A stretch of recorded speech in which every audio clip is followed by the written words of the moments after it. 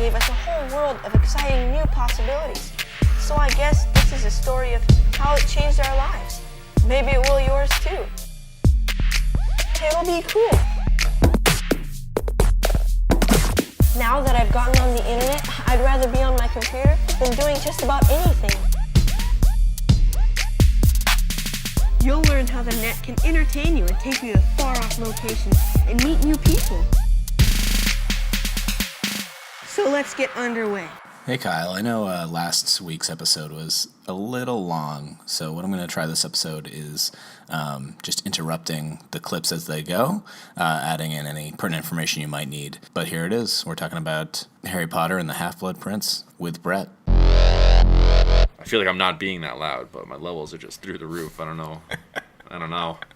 This is right at the beginning, right before Kyle's click. Bret mentions how important good levels The are. only other time I've heard you say, I feel like I'm not being that loud, but I probably am, is when you're super drunk. Yeah. After barging through like a screen door or something. Yeah. I do both those things. Yeah.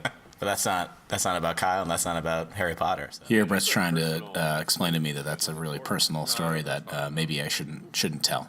I know Jeff's never been drunk. Pretty sure Bret, you've Yeah. been drunk before. Here, Bret tells a story of when we were kids and sledding, and he fell off a sled, hit his head, and was bleeding pretty bad. Now, at that time, I had also noticed a girl, and started talking to her. He's saying that I do some pretty terrible things while sober. Listen, we could do a whole nother podcast about shitty things I've done while sober, but... Yeah. Here, Bret makes a joke about how I should do another sub-podcast about shitty things I've done while sober. You don't have to be drunk to be a piece of shit. That's... And Jeff proves it week by week. Some might say it's his life's mission. Heads up official position, I'm a good person. I don't think that's... No, that's not our... No, it's not. No. It's official. It's already on shirts. Oh, well, I guess that's fair, because our other official position this episode is that humans are garbage, so... Yeah. And I'm a good person, so You're- at best I'm yeah, garbage. Great garbage. No one mentioned the video of a cat. You know, that's fine. That's fine. Okay. All right. No, Jeff, let's talk about this video. So there's a video of a cat. Yeah. It's the internet was made for. That's it? That's what you had? That's what... You wanted to stay in the segment to say that. Trying to get me out of this awkward moment, Bret says he closed Facebook. It was weird. Cats are great. I don't own a cat. I'm allergic, but they're All great. cats? Most cats. It's hard to say, you know, I want to get a cat, but it's hard to be like, can I just try it for a week, and if I start sneezing, can I just like give it back? Yeah. To make me feel better about possibly having to get rid of a cat, Bret mentions how self-reliant they are and they could survive on the street. Get a cat for a little while. You don't like it, you just throw it out. They'll find it again. Also, he points out that stray cat is a thing. It's part of the economy. Then points out that a lot of people love seeing stray cats and feeding them, and that I'd practically be a hero for throwing a cat out. Actually making other people's lives better by kicking cats out. Yeah. Right. And wouldn't that feel good for the first time in your life? Here, Bret is imagining how good it would feel to have people smile at him because he threw cats out. What is that like? In this clip, while searching for you on Facebook to read your feed, Bret notices some people with your same name who are what he describes as beefcakes. Yeah, this is a great improvement to the segment, guys. Searching through Facebook with Jeff and Bret, just looking at dudes, calling them beefcakes. I don't It's know. not something anyone wants to hear. Sean, would you ever drive for Uber or a ride sharing service? I don't love driving people around. I do it a lot. I don't know. When I'm driving, I like to be able to just listen to whatever music I want and sing along and not have to make eye contact or conversation with anybody else. So you'd rather be a regular cab driver, Kind of, I guess. But here's the thing. Regular cab drivers have, like, regulations. which you're not a fan of, yeah. I guess I probably don't have to give Uber my real name. They just seem like one of those freewheeling companies where you just download the app and suddenly you're working for them. It's the internet age, man. Conversation was sparked by a post on your Facebook wall about Uber drivers not getting background checks. So I could just be, Peter Peterson. And then when I get fired for just listening to my own music and not talking to anybody, Kyle, how do you think Sean would do as an Uber driver? or that, yeah, then I become John Johnson. How do you think of these names? I have dozens already built up. I have many fake identities I can just jump into at the moment's notice. Do you think there's a real need for Uber in our hometown? Oh, around here? Probably. A lot of DUIs. People need to get to the pharmacy somehow so they can load up on Percocets. Bunch of scumbags. Hey, if you're listening to us in our hometown, what a scumbag. But they don't know what podcasts are. Are you kidding me? So about these Republicans, guys, you think Kyle likes them or not? Sean mentions that because of how often you talk about Bill O'Reilly and our current president, Mr. Donald Trump. Maybe he just likes Irish people. Is Trump Irish? I don't know. I don't know. Bret tries to help me out here by giving me common prefixes for Irish last names. Isn't Mick, like, derogatory for Irish? Uh-oh. Sean, are you offended when you hear the word Mick? No. Is it about Irish people? I don't know. Oh, jeez, I better stop saying it. That's all I can think of now, though. Well, I think Bret was talking about like the prefix to a last name. Oh. Like Jeff, like you would know to like McDonald. Oh, gotcha. Yeah. Gotcha. My favorite Irish restaurant. Yeah, not. Have you had their famous Irish fish fillet sandwich? It's really good. It's on Irish bread. Shamrock shakes. Do they Why do has no one shamrock put this shakes? together first? Pretty sure I blew Bret's mind with that revelation. So much so that he starts talking about how Mitt Romney single-handedly saved Massachusetts healthcare by calling him Mitt Romney. The Wizarding world is in turmoil, right? We got these Death Eaters, they collapse a bridge, Diagon Alley is attacked, there's a storefront that they, like, terrorist bomb, and a person is abducted. I think it's Ollivander, the wand seller that they abduct. And what do we see Harry Potter doing? He's chilling out in a cafe, hitting on a muggle waitress. In this clip, we're trying to break down exactly what Harry Potter's life is looking like now that people believe him, that Voldemort is back. What does he then do his time with? And it's hitting on waitresses. Hitting on this waitress. Well, this waitress is probably not very smart. He's got to go there a couple nights before she notices him on the cover. He's like, if I had gone to a diner in the wizard world, I'd be knee deep in poon right now. Okay? You don't have no idea. I am the chosen one. I'm the boy who lived. You should be so lucky. Don't say poon. This isn't 1998, and we're not Sorry. in middle school. Trying to get his doinker wet. I'm sorry. Is that better? Thank There you you. go. Thank you. That's much more in line with our podcast. There's a lot of talk about souls. In this movie, they talk about Horcruxes and tearing your soul into different pieces, and the Dementors suck out your soul. Which religion are wizards? Are there many different religions, or is there one because you can actually affect the soul? Judging on what we've seen from the other films, I think there's one state-approved, one ministry-approved religion that all wizards have to obey. Here, Bret rightly points out that they celebrate Christmas. True, yeah. So you're saying Jesus Christ is their Lord and Savior? Well, Sean's about to do an amazing pivot right here. Hogwarts. I mean, he could have been a very powerful wizard for all we know, right? True. Boom. Walking on water. Yeah. All those loaves and fishes out of Yeah. nowhere? Ooh. Kyle, J.K. how would you Rowling feel is about a Harry Potter prequel that followed the life of Jesus, the wizard? Prequel to that prequel. Boy, I wish I was a wizard, if only for the water to wine spell. That'd be Brett so- mentions here that it goes pretty well for Jesus the wizard until his eventual I don't know. crucifixion. You don't know what he was into. Maybe it was a kink. Okay, let's keep it. Can we keep it PG, guys? Yeah. Yeah. Yeah, you're right. Jesus You're right. Christ is all of our Lord and Savior. Okay, He died for all of your sins. Don't go around saying He was crucified because He thought it was a kink. Wasn't that Sean? I didn't say that. I remember someone saying it, but I'm pretty sure it wasn't me. Compiling these clips back now, we can tell it was We Sean. can't tell now. We can't. We'll never know. Do you think the early version of the Bible described like his loincloth being just tented when he was? And they cut they cut it out. Like 200 years later, they're like, "Oh man, come on!" I'm pretty sure here Sean is talking about Jesus' erect penis. Sean, this line of conversation's out of line, okay? But Okay. honest question, what was the pube situation like back in those days? I don't know why you think I know, but I imagine that it was prodigious. You think that was a burning bush they were talking about? Or Oh yeah. Oh man, I hadn't thought of that. That's disgusting. So they go into this house, right? And it's all Yeah. smashed up. And of course, their first instinct is to not call the cops. Why would they ever do that? They just kind of wander around, mess with evidence. You know, they're here for their thing. well, you know, wizard cops are just not reliable, and the real cops wouldn't understand. Yeah, but I mean, also Dumbledore operates outside the law. I mean, there's no way he'd ever call the cops for any reason. Is there no other way to see if blood is dragon's blood than tasting it? Because what if it was just regular human's blood? What do you spit it out? What if it was like a dangerous magical potion that you shouldn't just ingest? It doesn't have a smell or a texture to it. Later on, Harry brews apparently some sort of deadly poison, and the teacher goes, "A drop would kill us all." It could have just been like Dumbledore like just pops it in his mouth like it's no big deal. And he goes, "Oh, luckily this was blood that I can identify by taste." That also means that Dumbledore. Kyle, would you taste random blood that you found? Yeah, it also means that he's tasted dragon blood. I'm pretty sure Dumbledore has killed a dragon just to drink its blood.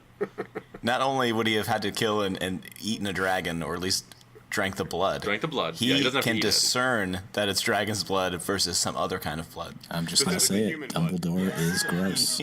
He has drank a lot of blood. Human I mean, dragon. how much blood has he ingested over the years? It's gross. He must have blood stored everywhere. Everywhere. Cabinets everywhere. Blood Keeps him sharp. He has Snape blindfolded him, and then he just dips little drops of blood in his mouth, and he guesses what kind it is. And Snape's like, "You're right. Right again." Yeah, he goes on Jimmy Kimmel for some sort of like weird taste test. I was just picturing like this is like a professor party. Like when they're at Hogwarts, they just all the professors gather and they blindfold Dumbledore. He tastes different kinds of blood. Yeah. It's probably like this. Draco Malfoy. You're right. You're right. You're right. Ooh. See, this one's a Slytherin definitely, but it's hard to tell. Hard to tell. In this clip, we talk about Snape's living arrangements, more specifically him living with Wormtail. Bret thinks it's pretty cool that he's so deep undercover that he's able to live with the guy that killed the woman he loved. I don't know what I don't know what that guy did to piss off Voldemort, but clearly it was something. Kyle, what do you think pisses off Lord Voldemort? Well, maybe Voldemort didn't like the way he dumped his tiny baby body into that cauldron. Well, that guy looks like he talks about a lot of inane shit constantly and can't read a room. Wormtail is the kind of guy that has one of those full body pillows with like an anime character on it. Right? Like, and he's always talking to Snape about like the latest anime that came out. You know, you can just tell. You can just tell. He's like the wizard equivalent of that guy. I don't necessarily think that we're saying there's anything wrong with a guy like that specifically, but we're just saying Snape's been through a lot. Wormtail unironically wears like a fedora. You're saying he's a brony? Or he wears a trilby and corrects people when they call it a fedora. Yeah, actually, it's a trilby. I'm just saying. Hey, give the dude a break. He spent years as a rat. It's hard to break some of those habits. He should have still. I'm sorry. Do you think all rats are into anime? Yeah. Do you think rats they all wear tiny little trilbies? Rats, I think, would be much cooler if they all wore little trilbies. Next up in the heads up shop, rat-sized trilbies. Trilbies for your rat. I'm pretty sure the Weasley's house does not have electricity, and neither does Hogwarts. Is it because they're off the grid from the Muggle world? Like Muggles invented electricity, so like you can't just power those lines to the wizard houses and things, because then they're on the grid, and then Muggles know more about them. I think Hogwarts is off the grid because it is like a CIA Black Ops. Kyle, if you were a wizard, would you pay for electricity? Would you even bother to have your house wired for it? I think the Weasels just can't afford it. Yeah. They don't know. They don't want to see is fire and candles in Hogwarts, though. Is it cheaper to do like fire spells every morning? The Weasels, they're so magical they don't know how to pay a bill. How do I do it? I don't know. Maybe Harry will do it for us. Wizards don't know what dentists are. They're all fascinated. Oh, wow, you can take care of your teeth? Oh, wait a minute. These happen in England, right? Maybe British people don't know what dentists are.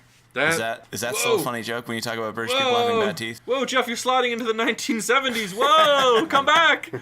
Hey, what's the deal with airline food? All right, he's through the 90s. He's coming back. Have you heard about this thing in the news? Tell them about 9/11. Tell them about 9/11 as you slide by. I had a different point, but I forget now. That's fine. You would never do that. Dumbledore further conditions Harry by saying that you can come, but you have to obey me without question, which is really just what he's been doing all along. They raise this boat up out of the pond. Do you think... So right on like the prow of the boat, there's these little skulls. Do you think Voldemort took some time to carve those? Do you think? How do you? I hope so. How do you think he just spent like a month learning how to carve wood? Yeah. He's like, yeah, my boat in the water's gonna have fucking cool skulls on it, man. It's gonna be sick. Just like anyone of importance in this movie, he's probably rich. He probably shopped around for it. It's like looking for a nice little rowboat. That's a good point. Yeah, but it's gonna be a little, Well, let me show you what my parents' grave looks like. There's a Grim Reaper on it with a scythe. Like, that's the motif I'm going for. Pretty I cool, really right? Yeah. We're talking about the scene where Dumbledore and Harry Potter go to get that Horcrux. We're trying to help everyone live forever. Yeah. So that's like our cool Have thing. I shown you this tattoo? Look at that. We all have one. I bet he approached Malfoy and went, "Look, listen, son. Can I call you son? I feel like we're close. Hand on the shoulder. We're talking about Voldemort buttering up Draco Malfoy. Your family knows Canes. I've worked with your dad for a long time. I'm sad he's in jail. Listen, If we ever hope to get your father out of jail, things gotta change. they got to change. And Dumbledore, think of all your classmates. They're going to get hurt when Dumbledore uses them as his child army. With just one single move, we can take him off. We can take him off the playing field. Do you remember? Kyle, do you think that Voldemort would have done a lot better against Dumbledore and Harry Potter if he had amassed his own child army? I'd go in and kill him myself, but they put up a force field, What I am want to. What am I supposed to do? There's a force field. I'd I say dropped out and someone was already living in the shack. That's a good point, Jeff. I bet when Voldemort that's like the dropout shack, and Hagrid just had it on lockdown for like 15 years. It's supposed to do it for like a year to get your life together, and then you have to leave. Yeah. They just light Hagrid's shack up on their way out. Yeah, I thought that was a weird move too. I didn't note that down, but the last thing the Death Eaters just walk out after killing Dumbledore. Like no one. There's an entire school full of wizards. No one tries to stop them except for Harry. And the last thing they do is blow up Hagrid's shack for no reason.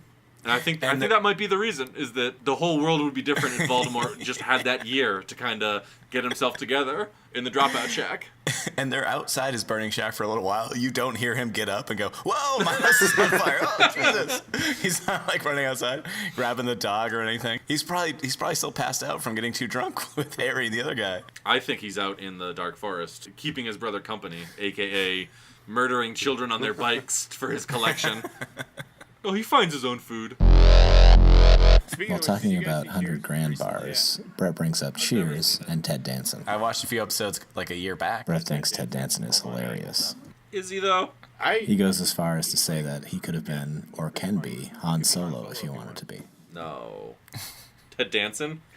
All right, so Are we talking about the same Ted Danson? watch. No, I haven't seen the trailer for The Last Jedi, but I think Han Solo died in the last Star Wars movie. Spoiler. Bret accidentally says 12 episodes of Cheers when he means to say seasons, but he corrects himself. Well, I correct him.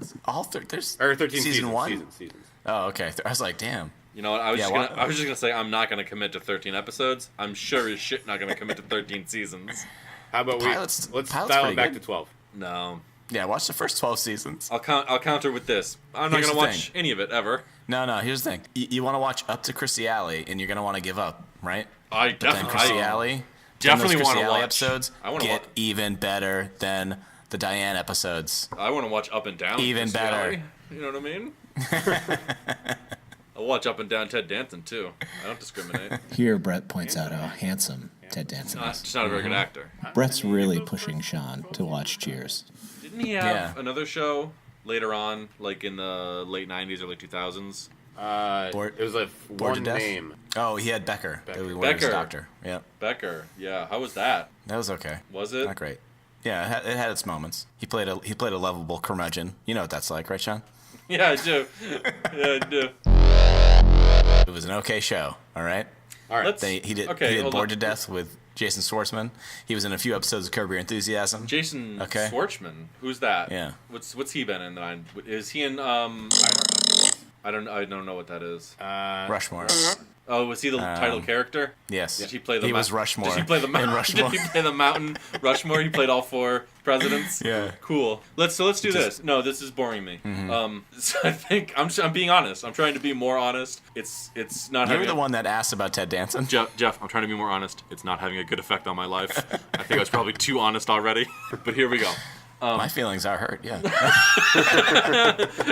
That seems to be what happens, yeah. Okay, it's the late 90s. You can cast anyone you want in a sitcom television show. Who do you cast? Maximum, I'd say 5 people. This is your dream team. Who wants to go Oh, first? in one sitcom. One sitcom.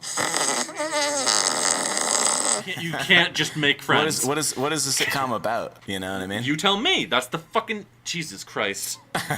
Well, I thought if we're doing a cast, I mean, we're talking late you 90s. could do this. You could do this. Okay, I'm gonna give you examples. Okay, you could say, Yeah, all right, please. I'm making a comedy. It's gonna have Jason Schwartzman, Okay. the lady that played Murphy Brown, Jason Alexander, and 2 other people. In those cases, you would name the other 2 names. I don't have anyone off the top of my head. You're really good at this. Then you could say, "Well, I'm inventing the game. I'm sorry. You know what, Jeff? You know what? I never heard Rumpelstiltskin's companion, who constantly interrupted him when he was spinning gold out of straw. I don't remember that in the fairy tale. Okay. Wait up, Rump! I'm still going. My name's Peter, and I'm here to naysay everything you do when you're spinning gold. So where would you put a 100-gram bar on the candies you had? The bottom. All right, Kyle, that's it. Get the hell out of here.